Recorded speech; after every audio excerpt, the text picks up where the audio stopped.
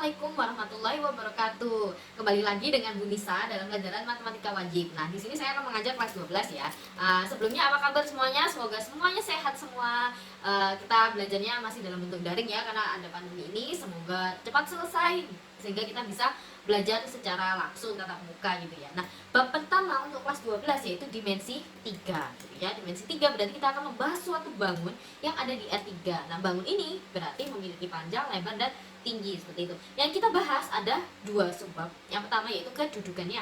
Jadi ada kedudukan titik, garis, dan bidang dalam ruang. Yang kedua yaitu jaraknya. Kita akan menghitung jarak titik, garis, dan bidang dalam ruang seperti itu. Untuk yang pertama kita bahas kedudukannya terlebih dahulu. Nah, unsur yang paling utama dalam bangun ruang itu ada tiga, yaitu titik, garis, dan bidang. Nah, titik ini tidak memiliki dimensi, jadi dia tidak punya panjang, tidak punya lebar, tidak punya tinggi seperti itu ya. Jadi biasanya dilambangkan dengan noktah gitu atau titik gitu ya. Nah, titik sudut dari kubus itu berarti ada 8. Nah, di ujung-ujungnya seperti ini. Gitu ya. Ada 8, yaitu A, B, C, D, dan seterusnya.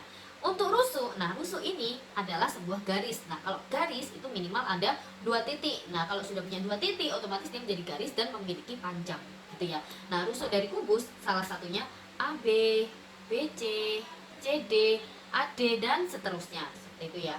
Kalau kubus berarti memiliki 12 rusuk. Ini mengingat-ingat aja, kita udah sering membicarakan tentang ini. Kalau sisi dia sebuah bidang. Nah, kalau sebuah bidang berarti dia memiliki panjang dan lebar gitu ya. Contohnya alasnya ini adalah sebuah bidang AB, CD, atau tutupnya EF, GH, dan seterusnya. Nah, sisi dari kubus ada 6 gitu ya, bawah dan atas, depan dan belakang, samping kanan dan samping kiri seperti itu. Kemudian diagonal sisi dari kubus A, B, C, D, E, F, G, H di samping adalah, nah kalau diagonal sisi itu berarti sisinya dibagi menjadi dua bagian secara diagonal. Contoh saya gambarkan. Nah, diagonal sisi itu contohnya dari A ke C, ini kita hubungkan, maaf ya ini milik saya tadi. A ke C, kemudian B ke D. Jadi membagi dua sisi sama besar berdasarkan diagonalnya. Ini ada CF dan seterusnya gitu ya. Jadi diagonal sisi kubus ada 12 juga, AC, BD, EG, FH, dan seterusnya. Kemudian kalau diagonal ruang itu kita akan menghubungkan satu titik yang ada di pojok dengan satu titik yang ada di pojok atas gitu ya. Contohnya saya pakai warna lain, lebih ungu gini ya.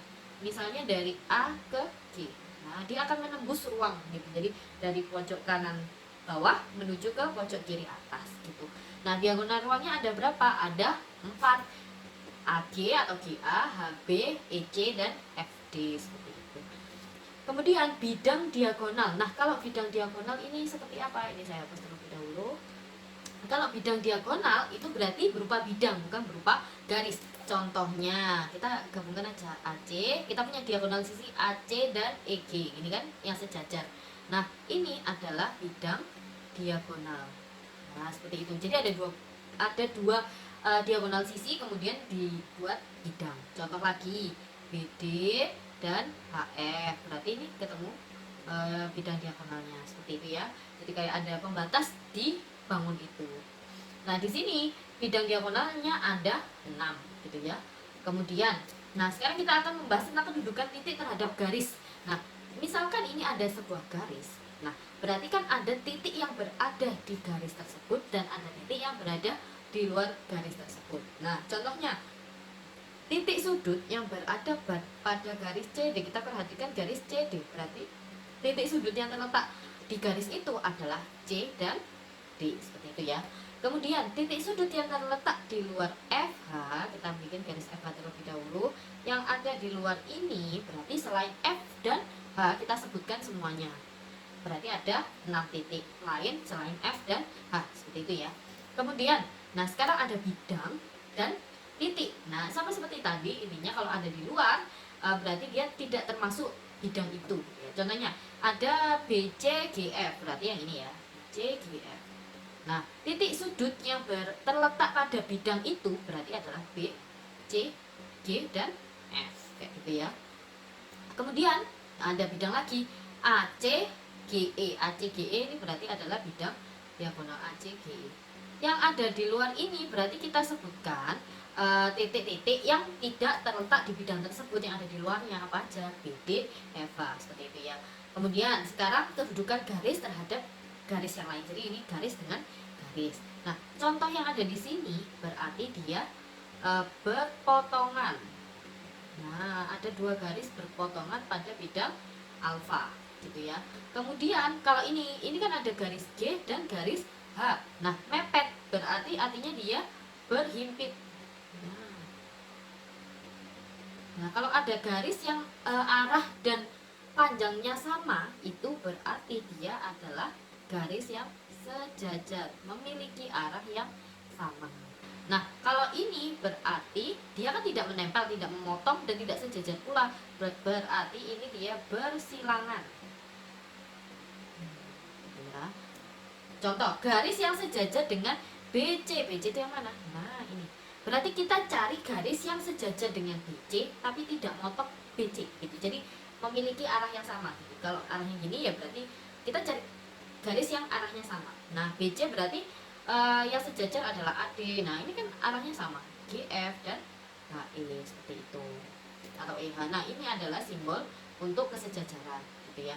Selanjutnya, garis yang berpotongan dengan AE. Nah, AE itu ini, AE, gitu ya. AE berarti yang berpotongan itu adalah garis yang menempel dengan AE. Misalnya AE di sini, mana yang menempel dengan AE, seperti itu, yaitu AB. Ini kan menempel dengan AE, AD, EH dan EF, seperti itu. Kalau garis yang bersilangan tadi dia tidak sejajar dan dia tidak berpotongan, seperti itu. Jadi arah dan dia tidak menempel. Berarti CD kan di sini nih. Berarti yang tidak menempel yang mana dan tidak searah. Ini BF, AE, EH dan FG, seperti itu. Nah, ini kedudukan garis terhadap bidang. Nah, ini adalah garis yang ada pada bidang, garis di dalam bidang, garis di dalam bidang. Yang selanjutnya ini garis sejajar dengan bidang, gitu ya. Kalau yang ini garis memotong, garis memotong bidang, gitu ya. Nah, selanjutnya kita kasih contoh garis yang sejajar dengan ABFE. Mana ABFE? ABFE ini sisi yang ada di depan. Berarti garis yang sejajar itu mana? Nah, dia kan ada di depan. Berarti yang memiliki arah yang sama dengan bidang itu apa aja? CD dan GH, seperti itu ya.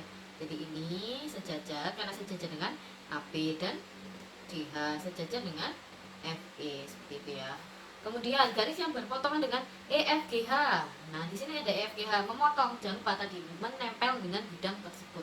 Seperti itu, ada AE, BH, BF dan CG.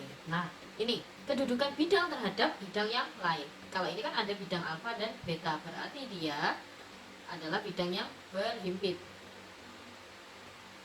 Selanjutnya ini adalah bidang yang sejajar. Intinya sama, garis dan bidang itu intinya sama. Jadi tinggal ingat-ingat konsepnya aja. Kalau sejajar berarti arahnya sama, berhimpit itu berarti nempel, kalau berpotongan ada salah satu sisi atau salah satu titik yang menempel, itu. Contoh bidang yang sejajar ADHE. ADHE itu yang sisi yang kiri, berarti otomatis kalau kiri berarti sejajar dengan yang kanan, gitu ya. Kemudian bidang yang berpotongan dengan ABCD. Nah, berarti bidang yang nempel sama alas. Yang mana aja? Nah, yang depan gitu kan nempel, yang belakang juga nempel, kanan juga nempel, kiri juga nempel, gitu ya. Kemudian sekarang kita akan membahas jarak titik, garis, dan bidang dalam ruang. Nah, yang pertama kita harus ingat adalah teorema Pitagoras. Nah, ini dari SMP kita udah kenal teorema Pitagoras. Jika kita ingin, di sini sudutnya siku-siku ya. Jika kita ingin mencari sisi yang terpanjang atau sisi miringnya, berarti kita akan menambahkan kuadrat dari sisi-sisinya, gitu ya. Berarti untuk mencari panjang sisi miringnya tinggal di akar, seperti itu ya intinya. Jangan dilupakan Pitagoras, karena jarak di dimensi 3 ini kita pasti akan menggunakan Pitagoras ini. Nah, contoh kubus ABCDEFGH memiliki panjang rusuk 12 cm, jarak titik A ke C. Nah, di sini kan A ke C. Nah, A ke C ini tadi adalah diagonal sisi. Diagonal sisi. Nah, kita kan kalau melihat kubus, alasnya akan berbentuk persegi. Oleh karena itu saya menggambarkan persegi di sini dan akan menggabungkan garis A dan C. Nah, karena sisinya rusuknya 12, berarti otomatis di sini 12. Karena di sini tegak lurus atau siku-siku, berarti untuk mencari AC kita menggunakan Pitagoras. 12 kuadrat ditambah 12 kuadrat. Berarti hasilnya 144 ditambah 144 sama dengan 288. Nah, kita sederhanakan 288 itu kan 144 kali 2. Akar 144 itu 12 akar 2. Itu ya. Untuk mencari diagonal sisi lain pada kubus yang lain, kita bisa membuat suatu bentuk umum dari diagonal sisi ini, yaitu rusuk akar ya, ini di kotak seperti itu. Kemudian selanjutnya jarak titik A ke G. Nah, A ke G ini adalah diagonal ruang, berarti kita harus cari segitiga siku-siku. Pokoknya yang membentuk segitiga siku-siku, berarti kita gabungkan AC kemudian dengan CG. Nah, di sini kan siku-siku. Nah, intinya di jarak di dimensi 3 kita harus mencari segitiga siku-siku. Kemudian AC ini kan tadi kita sudah temukan 12 akar 2. CG-nya adalah rusuk, berarti 12 cm. Berarti untuk mencari AG sama caranya dengan yang tadi gitu ya. 12 akar 2 kuadrat ditambah 12 kuadrat gitu ya. 12 kuadrat 144 dikali 2 ditambah 144 gitu ya. Berarti 288 ditambah 144. Nah, ini kan kayak 144-nya peng 3 gitu ya. Kita langsung sederhanakan aja, 144 dikali 3 sama dengan 12 akar 3. Nah, ini juga seperti tadi, bisa dibuat bentuk umum, berarti diagonal ruang. Itu caranya adalah rusuk akar 3 seperti ya. Jadi intinya harus cari segitiga siku-sikunya. Oke, jika ada yang ingin ditanyakan, silahkan kita diskusikan di kolom komen di bawah. Sekian dari penjelasan saya. Wassalamualaikum warahmatullahi wabarakatuh.